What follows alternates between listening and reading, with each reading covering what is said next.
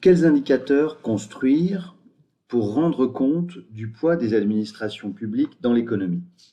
Donc cette vidéo fait suite à la critique méthodologique de l'indicateur diffusé habituellement qui consiste à additionner toutes les dépenses publiques et à les rapporter au PIB, tel que ceci figure dans le tableau 3.201 publié par l'INSEE et divers organismes nationaux et internationaux.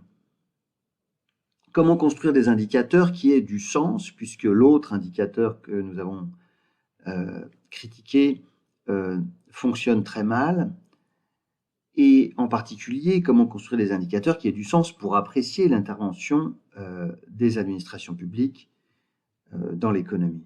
Il faut d'une part consolider les lignes, nous l'avons vu à la fin de la précédente vidéo, et raisonner en net, et d'autre part, il faut privilégier une seule conception du PIB à la fois.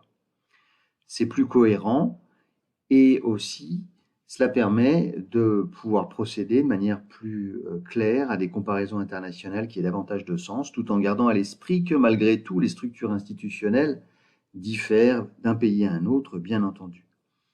Nous examinons ici deux indicateurs simples et clairs, et vous êtes invités à poursuivre votre réflexion sur le sujet en TD, sachant qu'on peut construire bien d'autres indicateurs. Tout d'abord, dans l'approche du PIB par la production, on peut apprécier la part de la valeur ajoutée des administrations publiques dans l'ensemble de la valeur ajoutée, en ayant à l'esprit que cette valeur ajoutée des administrations publiques est probablement sous-évaluée, car, vous le savez sans doute, l'essentiel de la production étant non marchande, il n'y a pas de prix de marché qui permettrait notamment de valoriser le capital public. Et en d'autres termes, il y a une sous-estimation de la part de la valeur produite par le capital public dans le PIB. Bref, quoi qu'il en soit, on peut construire cet indicateur qui consiste à rapporter la valeur ajoutée des administrations publiques à la valeur ajoutée totale. Et on s'aperçoit que cet indicateur est stabilisé depuis maintenant presque 40 ans autour de 18% à peu près. On peut par ailleurs s'intéresser aux comparaisons internationales et voir ce qui se passe chez nos voisins. Si on examine simplement un petit nombre d'entre eux, on s'aperçoit que la France est plutôt dans une fourchette haute par rapport à ses voisins, lesquels se situent plutôt autour de 15, entre 15 et 10 ou 11%. Voilà, ça veut dire quoi? Ça veut dire que les administrations publiques en France produisent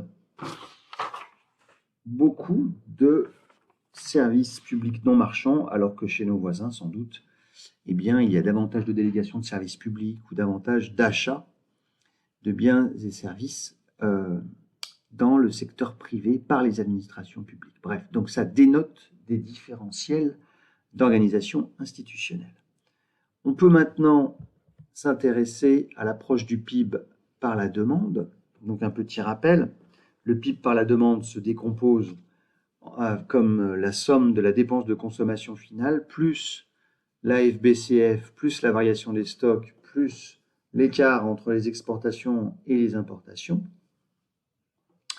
Et on peut décomposer chacun de ces composants. On peut décomposer la dépense de consommation finale en un élément qui renvoie à la dépense de consommation finale des ménages, plus la dépense de consommation finale des administrations publiques, plus la dépense de consommation finale des ISBLSM, qui est très très faible par rapport à tout le reste, mais pour être correct d'un point de vue comptable, il faut en tenir compte ici. Plus, ligne suivante, la FBCF elle-même, elle peut se décomposer en différents éléments qui correspondent aux différents secteurs institutionnels. Donc, on a la FBCF des SNF, les sociétés non financières, plus la FBCF des sociétés financières, plus la FBCF des administrations publiques, plus la FBCF des ménages, plus la FBCF des ISBLSM, et enfin, on retrouve notre variation des stocks et l'écart entre les exportations et les importations.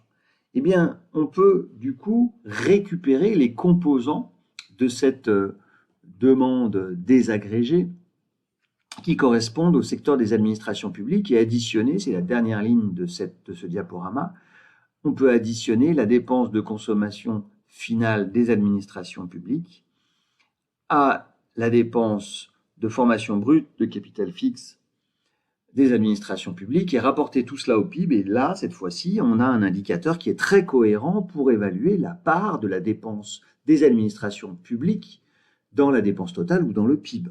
Cette fois-ci, on a un indicateur qui ne pose aucun problème méthodologique du type de ceux que nous avons identifiés dans les précédentes vidéos.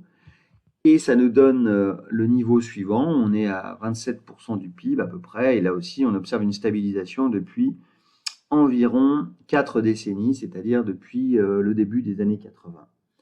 Voilà, il n'y a donc pas d'explosion de la dépense publique. Et quand on compare avec nos voisins et nos partenaires, on s'aperçoit que il y a une certaine hétérogénéité, en gros entre 20 et 30% de dépenses publiques par rapport au PIB, selon cet indicateur rigoureux. Voilà, donc on a un certain nombre de pays qui sont dans le même créneau que la France, hein, d'accord, donc pays plutôt nord-européens, hein, la France, la Suède, les Pays-Bas, le Danemark, qui se situe entre 25 et 30% de dépenses publiques par rapport au PIB. Et puis on a des pays avec un niveau de dépenses publiques un peu plus faible, qui se situe entre 20 et 25%, où on trouve essentiellement le Royaume-Uni, l'Italie, l'Allemagne. Et les États-Unis, eux, sont un peu en dessous, sachant que, autre fait intéressant, on voit sur ce graphique l'effet des politiques d'austérité qui ont été menées durant la dernière décennie, après la crise de 2008-2009, puisqu'on voit que la part de ces dépenses dans la plupart des pays qui sont retenus est plutôt en recul. Alors, ce n'est pas le cas en Allemagne, mais c'est tout à fait le cas aux États-Unis, c'est le cas en Italie, c'est le cas au Royaume-Uni, c'est le cas en France, aux Pays-Bas et au Danemark. Voilà. Donc, ce n'est pas le cas non plus en Suède, dans cet échantillon.